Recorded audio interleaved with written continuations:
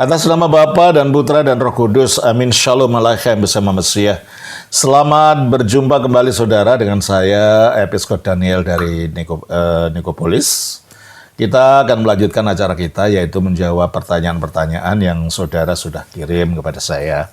Tapi sebelumnya, seperti biasa, saya ingin menawarkan kepada saudara 2 buku baru. 3 buku baru yang ini sudah saya tawarkan kemarin. Ini adalah Sejarah Gereja Jilid 1, Sejarah Gereja Ortodoks sejak zamannya para rasul, ya. Jadi saya ingin menekankan, inilah bukti literasi kami. Gereja Ortodoks itu bukan baru muncul abad ke-5, enggak. Itu dari abad ke-1. Dan ini adalah sejarah gereja Ortodoks, pembentukan dan perjuangan, lahirnya tahun 33 sampai 200 Masehi. Jilid 2-nya belum selesai, sedang diselesaikan, tapi malah jilid 3 yang sudah ada. Jilid 3 dari sejarah gereja Ortodoks ini adalah hubungan antara gereja timur Yunani dan gereja barat Latin atau gereja Roma Katolik yang terjadi pada tahun 681 sampai 1071. Kalau saudara membaca 2 buku ini, maka saudara akan tertolong untuk melihat wawasan yang lebih luas tentang sejarah gereja, ya. Nanti yang jilid 2 itu peristiwa terjadi pada waktu konsili dan lain-lain. Jadi ini baru ada 2. Tolong saudara kalau udah kumpulkan buku ini, tulisan-tulisan dari. Kalau ini bukan karangan saya ya, ini terjemahan. Terjemahan. Jadi ini merupakan literasi, karena ada yang nantang saya, literasinya mana ini? Saya tidak usah jawab melalui video, saudara beli baca sendiri, ya. Karena ini ada sumber-sumber primer yang ada di sini ini. Oke, terima kasih. Di samping itu, kalau ini ada buku rohani, ini juga terjemahan. Judulnya Memandang Allah. Judul aslinya The Gazing on God, ya. Ini buku tentang spiritualitas. Jadi ini 3 buku yang kami tawarkan. Nanti kalau ada buku baru lagi akan saya tawarkan lagi. Terima kasih. Dan kalau ingin mendapatkan buku-buku itu, tanyanya jangan ke saya ya. Tanya langsung ke sini, ke nomor teleponnya Ibu Theodora. Beliau yang bertanggung jawab untuk buku-buku, untuk mengirimkan, untuk menjual dan lain-lain. Terima kasih. Kali ini pertanyaan dikirim dari Bapak Indra dari Kelapa Gading. Pertanyaan beliau, Shalom, salam kembali. Selamat malam Episkop Daniel, selamat siang. Kebetulan saya jawabnya siang ini di perpustakaan. Pertanyaannya, maaf ada yang mau saya tanyakan. Yakni apakah kodrat kemanusiaan Yesus Kristus itu ciptaan atau bukan? Mohon pencerahannya, terima kasih. Kodrat kemanusiaan Kristus berarti tubuh jasmani dan sifat-sifat jasmaninya. Dan sifat-sifat jasmaninya itu persis seperti keadaan kita. Kita baca di dalam Ibrani pasal 2 ayat 14. Karena anak-anak itu adalah anak-anak dari darah dan daging. Karena anak-anak itu, maksudnya kita manusia ini, adalah anak-anak dari darah dan daging. Maka ia juga menjadi sama dengan mereka. Maka ia, yaitu firman Allah atau anak Allah itu, menjadi sama dengan mereka, menjadi sama dengan manusia. Terus? Dengan mereka dan mendapat bagian dalam keadaan mereka. Dan mendapat bagian dalam keadaan mereka, yaitu keadaan manusia. Di surga itu tidak ada daging. Di surga itu tidak ada tubuh. Di surga itu tidak ada barang jasmani. Oleh karena itu tidak mungkin kodrat kemanusiaan Kristus yang bersifat jasmani itu asalnya diambil dari surga, bukan. Karena dikatakan bahwa dia ikut ambil bagian dalam keadaan manusia. Berarti kalau gitu kodrat kemanusiaannya ya diambil dari manusia. Apalagi dikatakan dalam Ibrani 2 ayat 17. Itulah sebabnya, maka dalam segala hal Itulah sebabnya, maka dalam segala hal, tubuh, jiwa, dan roh, perasaan, pikiran, dan semuanya, ia harus disamakan dia harus disamakan. dengan saudara-saudaranya. Dia harus disamakan dengan saudara-saudara, yang disamakan dengan manusia.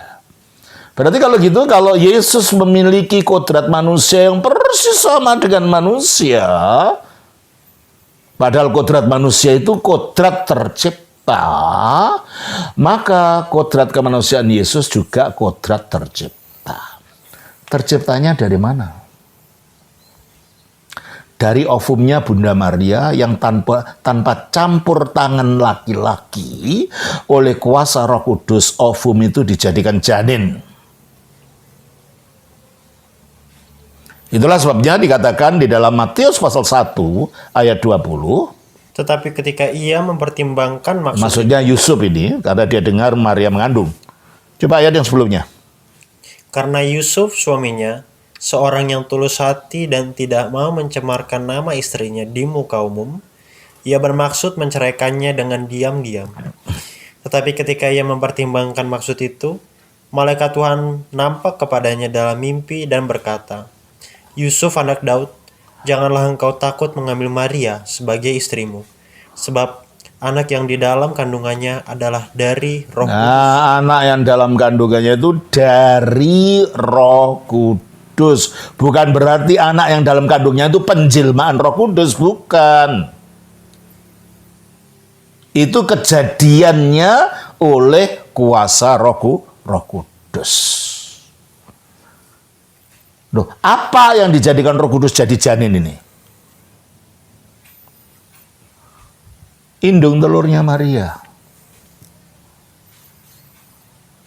Atau benih perempuan adalah Maria. Yang tanpa campur tangan sperma laki-laki dijadikan bayi. Sehingga tubuhnya Yesus itu menjadi buah kandung dari Maria. Lukas 1 ayat 42. Lalu berseru dengan suara nyaring, diberkatilah engkau di antara semua perempuan, dan diberkatilah buah rahim. Oke. Jadi yang disebut buah rahim siapa? Yesus.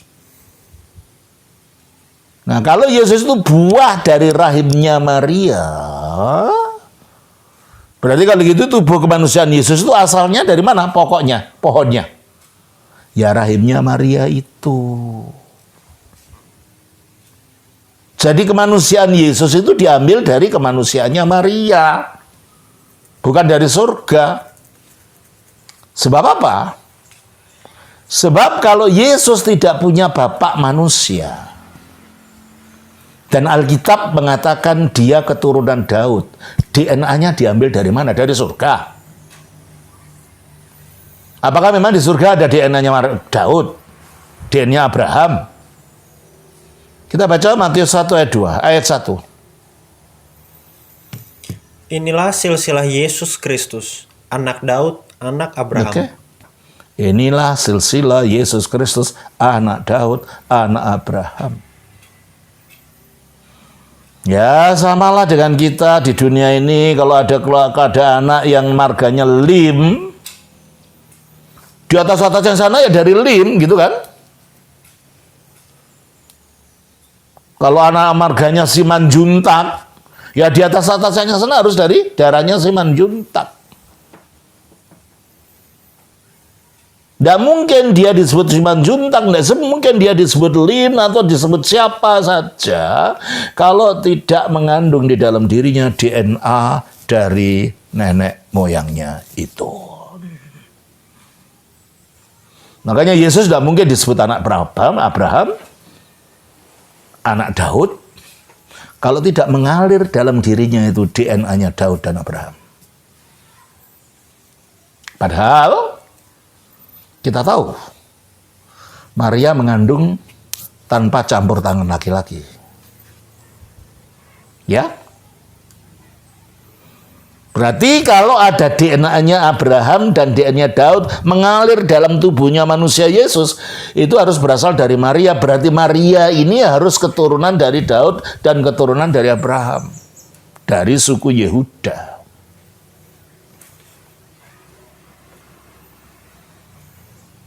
Nah, dengan demikian kalau begitu, tubuh kemanusiaan Yesus agar memiliki DNA-nya Abraham dan DNA-nya Daud harus berasal dari tubuh yang diciptakan di bumi ini. Harus mempunyai kaitan dengan DNA-nya Abraham, dengan DNA-nya Daud melalui ibunya. Jadi kalau begitu pertanyaan Pak Indra, apakah kodrat kemanusiaan Yesus Kristus ciptaan? Ya tentunya ciptaan. Yang bukan ciptaan itu kodrat ilahinya. Kalau kodrat ilahinya tanpa awal, tanpa akhir. Coba kita baca dari Yohanes pasal 17. Ayatnya yang kelima. Oleh sebab itu, ya Bapa, permuliakanlah aku padamu sendiri dengan kemuliaan yang kumiliki di hadiratmu sebelum dunia. Jadi sebelum dunia ada, Yesus di mana katanya? Hadirat Bapa. Ada di hadirat Bapa. Sudah berwujud manusia itu belum waktu itu? Dunia aja belum ada, gimana dia bisa berwujud manusia? Maria sudah ada belum? Ya belum. Berarti Yesus sudah eksis sebelum Maria lahir, sebelum dunia dijadikan. Nah inilah keilahiannya. Sebagai firman yang satu dengan Bapa. Jadi eksistensi Yesus bukan baru mulai ketika lahir dari Maria, enggak. Lahirnya dari Maria itu bukan awal eksistensi Yesus. Lahirnya dari Maria itu awal inkarnasi dari Yesus. Makanya kita baca di dalam Yohanes pasal 8 ayat 56 sampai 58. Abraham, bapamu bersukacita bahwa ia akan melihat hariku, dan ia telah melihatnya. Nah, Abraham telah melihat harinya Yesus, artinya Abraham pernah melihat Yesus. Padahal secara sejarah ketika Yesus berbicara kepada orang Yahudi ini, Abraham sudah 2000 tahun yang lalu mati. Coba kira-kira bayangkan, kalau ada orang dari Mojokerto sana, dari tempat saya lahir. Di sana ada bekas kerajaan Majapahit. Lalu datang dia tukang bakso datang ke sini. Tahu nggak dulu? Saya suka teman main saya itu Patih Gajah Mada. Kira-kira kalian gimana? Pak tukang bakso datang. Oh saya itu temannya Patih Gajah Mada dulu teman mainnya. Ada 3 kemungkinan. Dia bohong. Dia gila. Atau dia berkata benar. Makanya ketika Yesus mengatakan sebelum Abraham Abraham telah melihat hariku, reaksinya orang Yahudi ayat 57 apa? Maka kata orang-orang Yahudi itu kepadanya, umurmu belum sampai 50 tahun. Nah, umur berapa waktu itu Yesus? 33. Umurmu belum sampai 50 tahun. Dan engkau telah melihat Abraham? Dan engkau telah melihat Abraham? Masa kau? Bohonglah kau? Gilakah kau? Apa jawab Yesus? Kata Yesus kepada mereka, aku berkata kepadamu, sesungguhnya sebelum Abraham jadi, aku telah ada. Nah, itu teman lebih gila lagi. Gila tidak mungkin. Karena tidak ada orang gila yang bisa membangkitkan orang mati. Ya kan? Di mana orang gila bisa membangkitkan orang mati? Mengusir setan. Jadi gila tidak mungkin dibuktikan dari perbuatannya. Bohong tidak mungkin. Karena tidak cocok dengan ajarannya. Matius 5:37. Jika iya, hendaklah kamu katakan ya. Ya, jika iya, hendaklah kamu katakan ya. Jika tidak, hendaklah kamu katakan. Jika tidak, hendaklah kamu katakan tidak. Apa yang lebih daripada itu berasal dari si jahat. Berarti bohong itu asal dari setan. Kalau iya, ya iya. Kalau tidak, ya tidak. Jangan ditambah-tambahi, jangan dikurang-kurangi. Sebab menambahi dan mengurangi itu bohong. Dan itu datang dari si jahat. Orang yang mengajarkan begini, mana mungkin dia sendiri berbohong. Jadi bohong tidak, gila tidak. Berarti kalau gitu Yesus berkata benar. Sebelum Abraham jadi, lebih dari 2 tahun yang lalu, aku sudah ada. Jangankan sebelum Abraham jadi, sebelum dunia ada loh, dia sudah ada loh itu. Tadi kan dikatakan.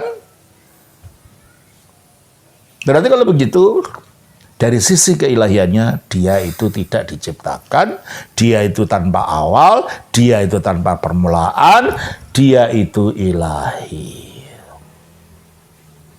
Umurnya lebih tua dari Abraham, bahkan lebih tua dari dunia ini. Tapi dari sisi kemanusiaannya yang diambil dari Bunda Maria, umurnya pada waktu itu belum sampai 50 tahun. Baru umur 33 tahun. Ini yang tercipta. Tubuh jasmani ini. Gitu ya. Oleh karena itu, di dalam teologi ortodoks, Yesus itu disebut sebagai theanthropos. Dari kata theos artinya Allah, anthropos itu manusia. Allah yang sekaligus manusia. Allah dari sisi keilahiannya yang ada sebelum dunia jadi. Manusia dari sisi inkarnasinya yang diambil dari Bunda Maria sehingga dia menjadi buah rahim Maria. Coba kita baca dari Filipi.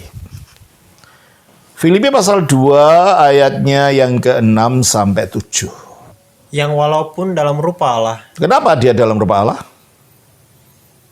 Ya karena firman-Nya Allah. Pada mulanya adalah firman. Firman itu bersama-sama dengan Allah. Firman itu adalah Allah. In the beginning was the Word was with God, and the Word was God. Nah, karena dia firman-Nya Allah, maka dia adalah dalam rupa Allah. Dalam kodrat ilahi. Terus? Tidak menganggap kesetaraan dengan Allah itu sebagai milik yang harus Nah, dipertahankan. beda dengan Adam. Dia bukan Allah, dia mau merebut dirinya, ingin menjadi seperti Allah. Kalau Yesus enggak. Dalam kerendahan hatinya dia merelakan untuk tidak memperebutkan haknya memang sebagai yang ilahi. Terus? Melainkan telah mengosongkan diri. Telah mengosongkan diri artinya tidak mempertahankan keilahiannya, kemuliaannya, kebesarannya. Dia rela itu letakkan. Ada di situ tetapi tidak ditunjukkan. Lalu? Melainkan telah mengosongkan dirinya sendiri dan mengambil rupa seorang Mengambil rupa. Lah rupa inilah kemanusiaan itu. Rupa ini yang diciptakan. Rupa manusia ini. Dari mana? dan menjadi sama dengan manusia. Mengambil rupa dan menjadi sama dengan manusia. Ini rupa yang dari mana ini? Dari rahimnya Maria tadi. Jadi dari sisi kemanusiaannya dia betul-betul manusia. Sama seperti kita. Sehingga kita mengatakan he is true man.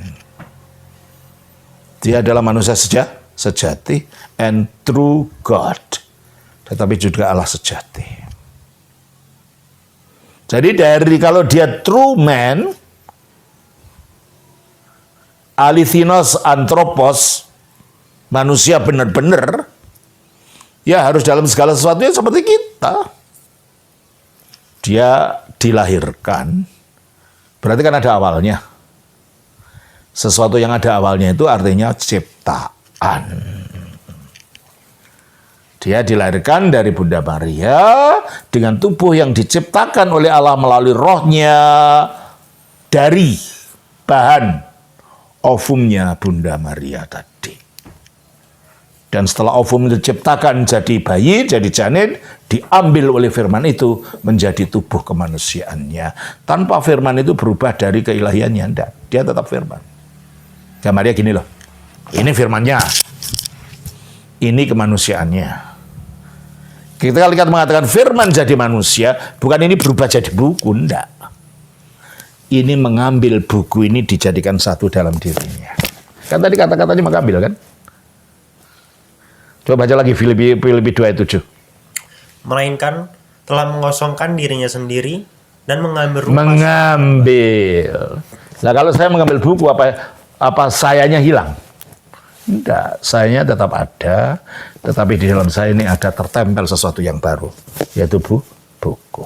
Keilahiannya tetap ada, tetapi keilahian itu sekarang mengambil bentuk wujud manusia, sehingga dia mempunyai, he is one person and two natures. Dia adalah satu pribadi dalam dua kodrat. Kodrat aslinya adalah kodrat ilahi yang tidak pernah berubah, yang tanpa awal, tanpa akhir, tidak dilahirkan dan tidak bisa mati. Kodrat barunya adalah kodrat manusia yang diciptakan, yang bisa lahir, bisa mati. Makanya dia mati di kayu salib, tapi bisa bangkit lagi karena di dalam kodrat yang bisa mati ini ada kodrat ilahi yang tidak bisa mati. Itulah sebabnya setelah mati dia bangkit dari kematian itu. Demikian Pak Indra, saya kira itu yang dapat saya berikan. Semoga ini bermanfaat. Tuhan memberkati. Shalom. Nama Bapa, Putra, Roh Kudus. Amin.